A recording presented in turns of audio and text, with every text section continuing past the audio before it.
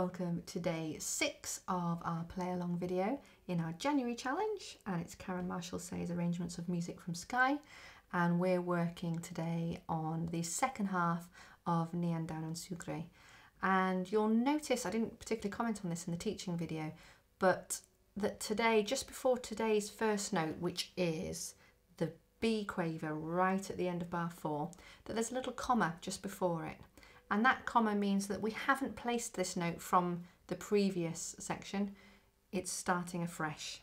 And that keeps the sort of a little bit of element of space and gap between the previous note being the end of the previous phrase and this note being the start of the new. So I'm going to play the last quaver of bar 4 going into 5, which is the work that we've done today. And I'm going to play this under speed.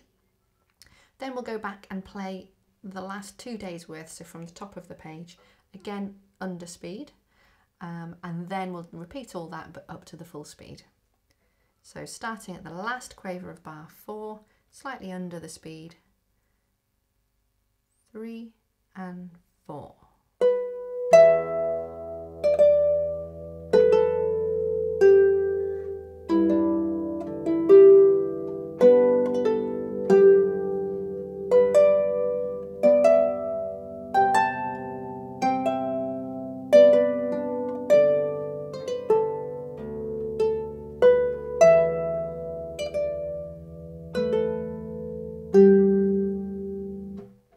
Okay, and now we're going to go from the top of the page, again slightly under speed, the same speed we've just played that at.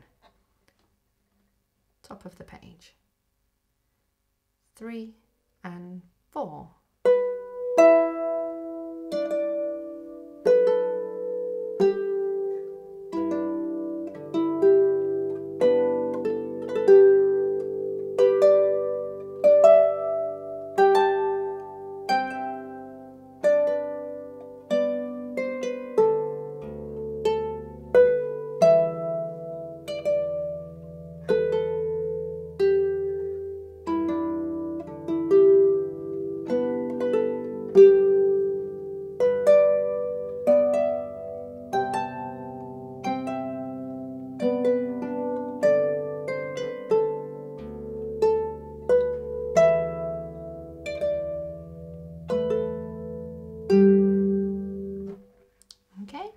We'll now start at the end of bar 4, with the quaver upbeat into 5, and we're doing this now up to speed.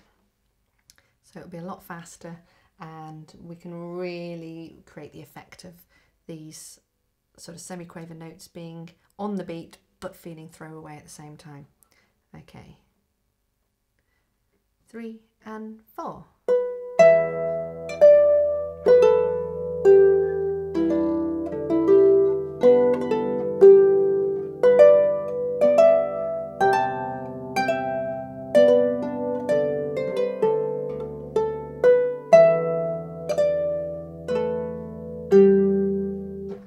Okay, and then I'm smiling because sometimes I play that very, very mathematically, which is the classical training in me, and sometimes I do get it right where it's I find it hard when it's written one way to allow myself into the folk element of going, actually the feel of it is actually this. I tend to get very mathematical with it. I will go back now to the top of the page and we'll do this up to speed. Very top of the page. 3 and 4.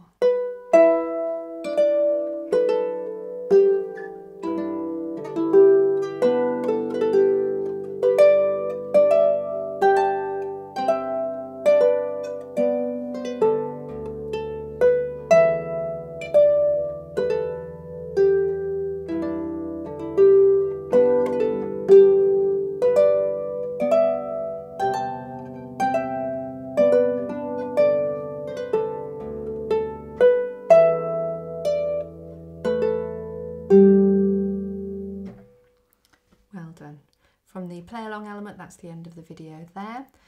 Just to go over any technical elements, so just to reiterate that I was talking about this comma that you see in with the fingering there.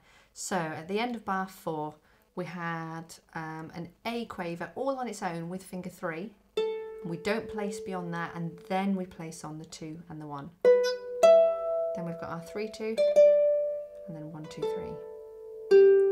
3. Okay.